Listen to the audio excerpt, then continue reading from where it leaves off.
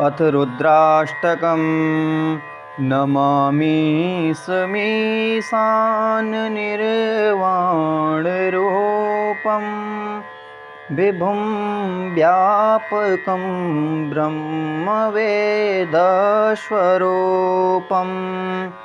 निजं निर्गुणं निर्विकल्पं निरेहम् चिदाकाशमाकाशवासं भजेऽहम् निराकारमोकारमूलं तुरीयं गिरा ज्ञानगौतीतमीशं गिरीशम् करालं महाकालकालं कृपालं गुणागारसंसारपारं नतोऽहम् तुषारादृशं काशगौरं गभीरं मनोभूतकोटिप्रभाश्रीशरीरम् स्फुरन्मौलिकल्लोलिनी चारुगङ्गा लसद्भालवालेन्दुत्कण्ठे भुजङ्गा चलत्कुण्डलं भ्रूषुनेत्रं विशालं प्रसन्नानलं नीलकण्ठं दयालुं मृगाधीशचर्माम्बरमुण्डमालं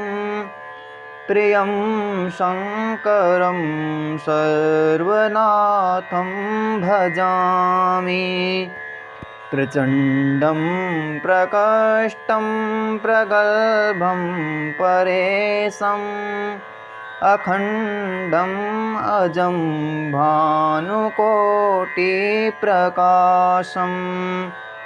त्र्यः शूलनिर्मूलनं शूलपाणिं भजेऽहं भवानीपतिं भावगम्यं कलातीतकल्याणकल्पान्तकारी सदा सच्चिदानन्ददाता पुरारी चिदानन्दसन्दोहमोहापहारी प्रसीद प्रसीद प्रभो मन्मथारी न यावद् उमानाथपादारविन्दं भजन्ते हलोके परे वानराणाम् न तावत् सुखं शान्तिसन्तापनाशं प्रसीद प्रभो सर्वभूताधिवासम् न जानामि योगं जपं नैव पूजां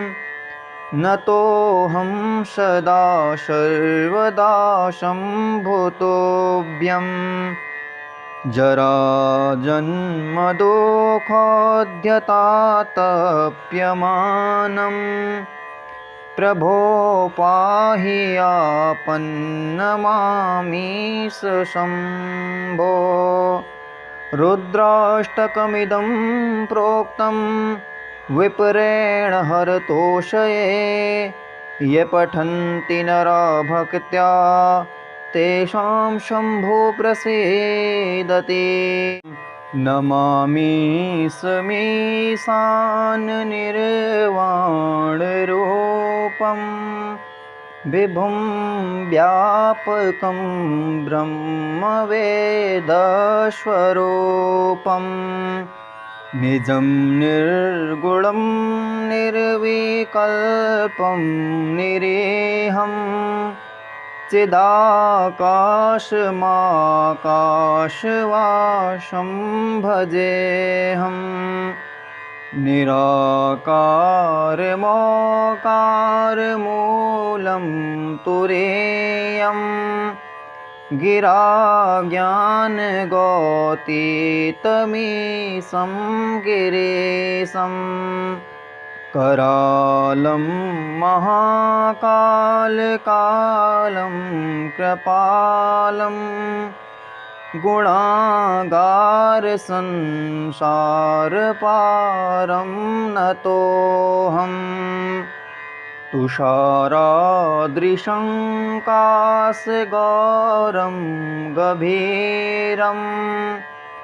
मनोभूतकोटिप्रभाश्रीशरीरं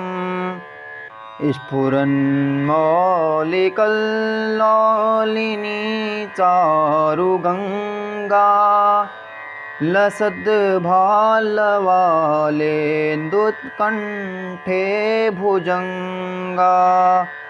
चलत्कुण्डलं भ्रूषुनेत्रं विशालं प्रसन्नानलं नीलकण्ठं दयालुं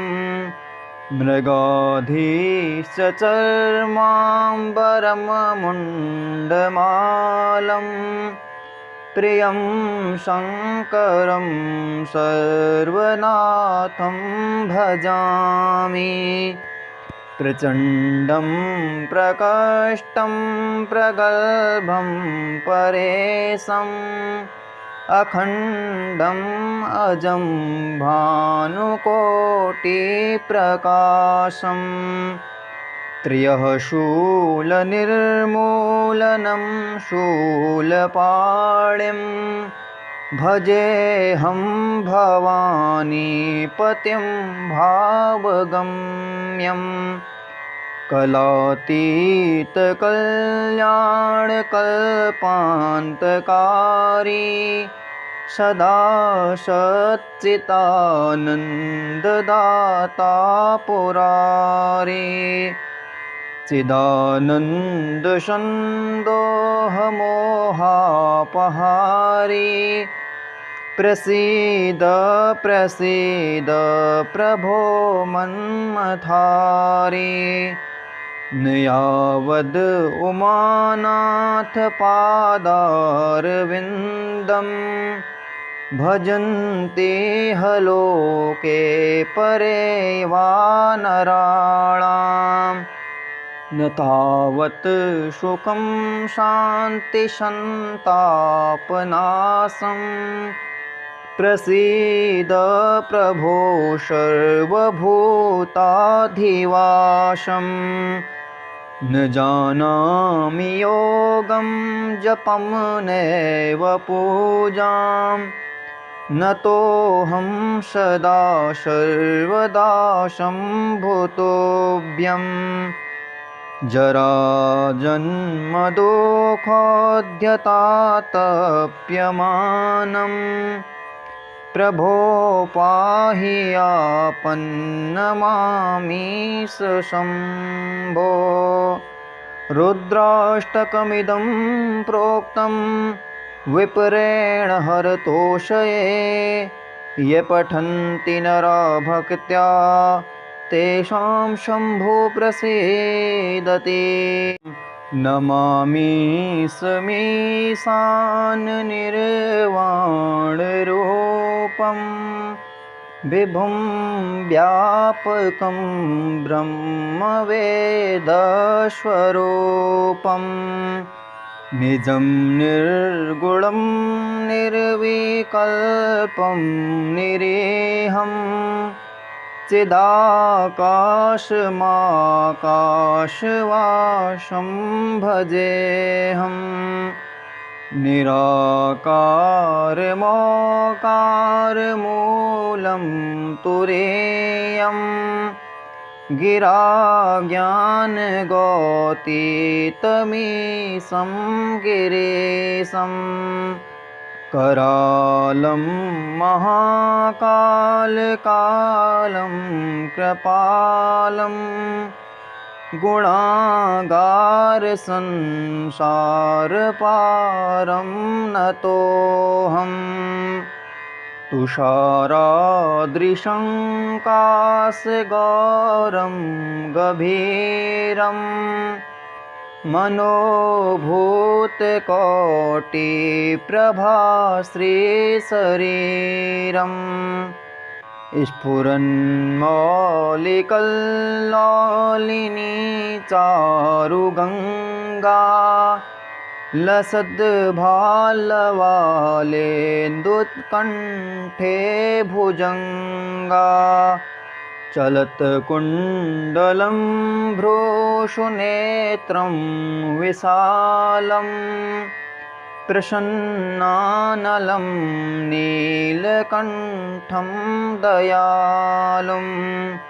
मृगाधीशचर्माम्बरमुण्डमालं प्रियं शङ्करं सर्वनाथं भजामि प्रचण्डं प्रकष्टं प्रगल्भं परेशम् अखण्डम् अजं भानुकोटिप्रकाशम् त्र्यः शूलनिर्मूलनं शूलपाणिं भजेऽहं भवानीपतिं भावगम्यं कलातीतकल्याणकल्पान्तकारी सदा सच्चिदानन्ददाता पुरारी चिदानन्दसन्दोहमोहापहारी प्रसीद प्रसीद प्रभो मन्मथारी न यावद् उमानाथपादारविन्दं भजन्ते लोके परे वानराणाम्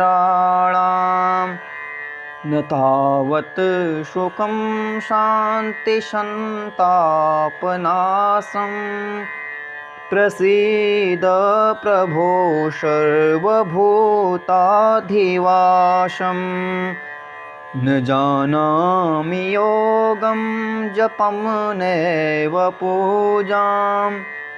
न तोऽहं सदा सर्वदा सम्भूतोऽभ्यम्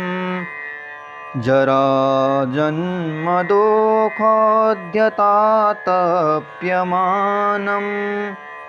प्रभो पाहि आपन्नमामीश शम्भो रुद्राष्टकमिदं प्रोक्तं विप्रेण हरतोषये ये पठन्ति नरा भक्त्या तेषां शम्भो प्रसीदति नमामि समीशाननिर्वाणरूपं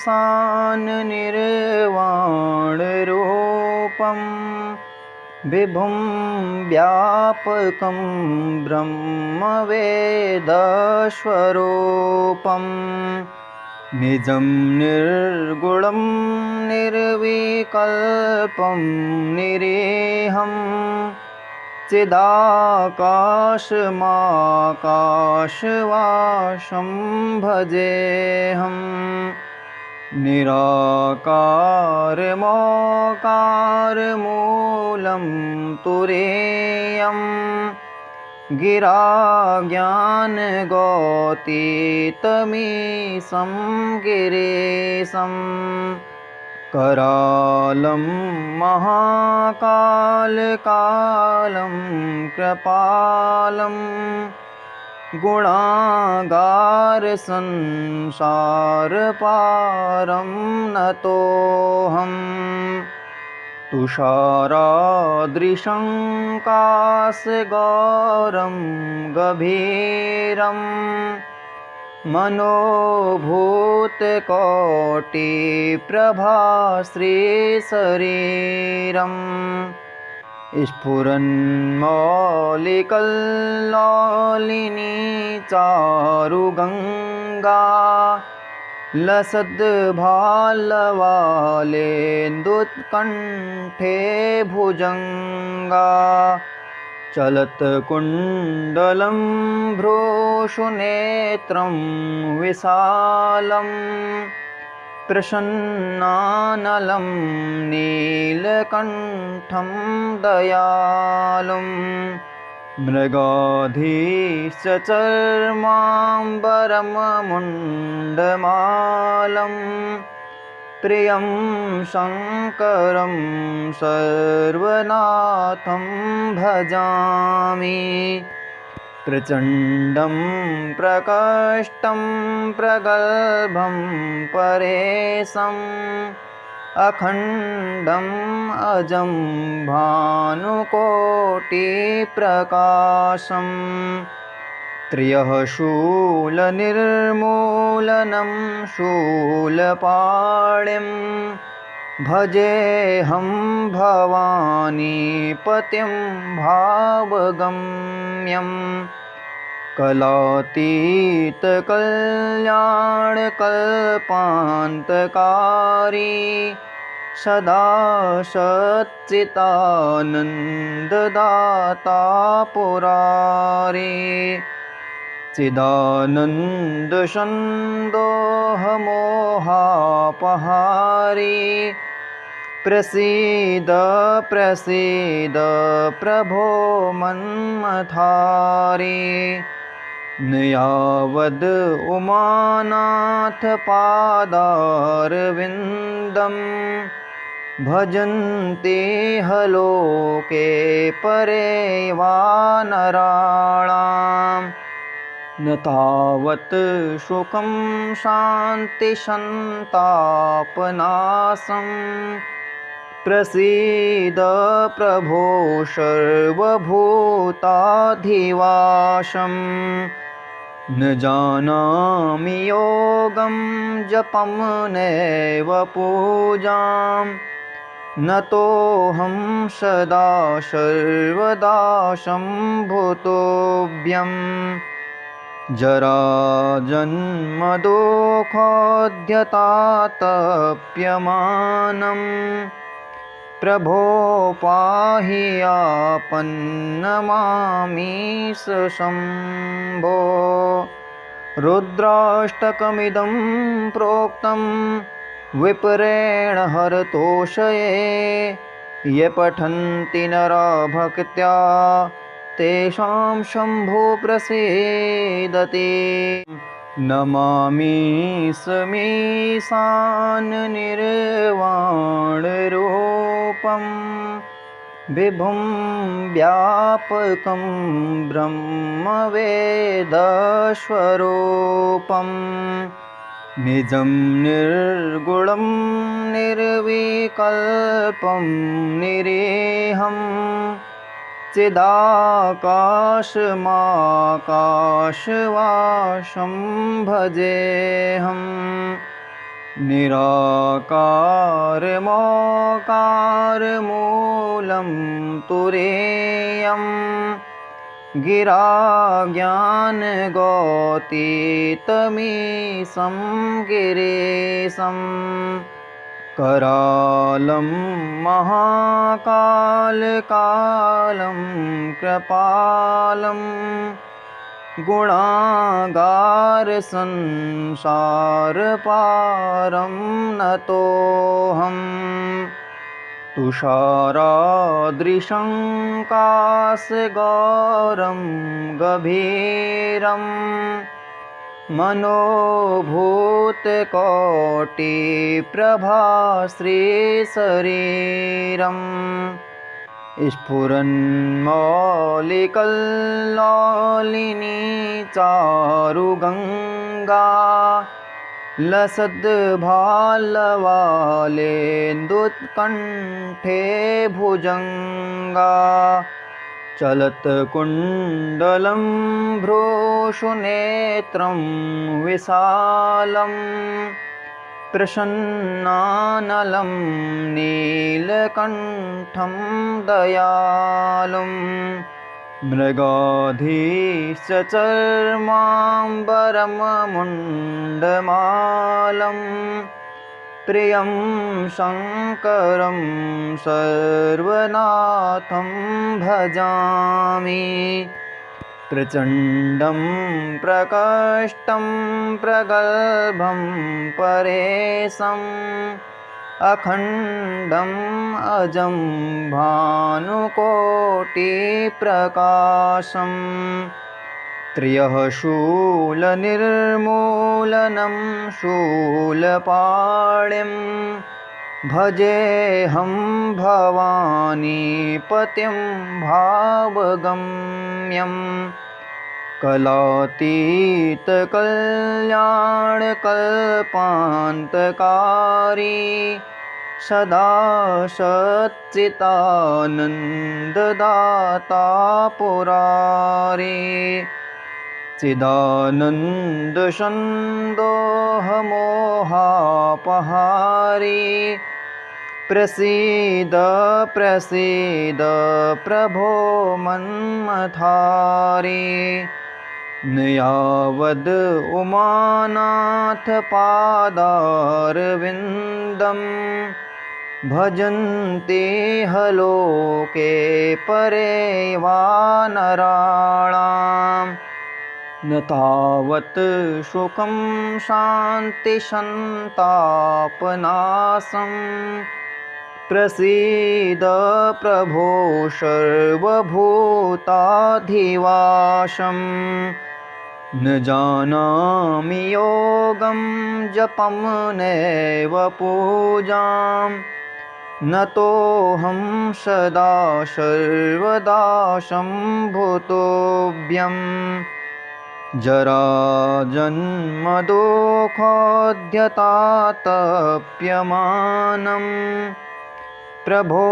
पाहि आपन्नमामीश शम्भो रुद्राष्टकमिदं प्रोक्तं विप्रेण हरतोषये ये पठन्ति नरा भक्त्या तेषां शम्भो प्रसीदति।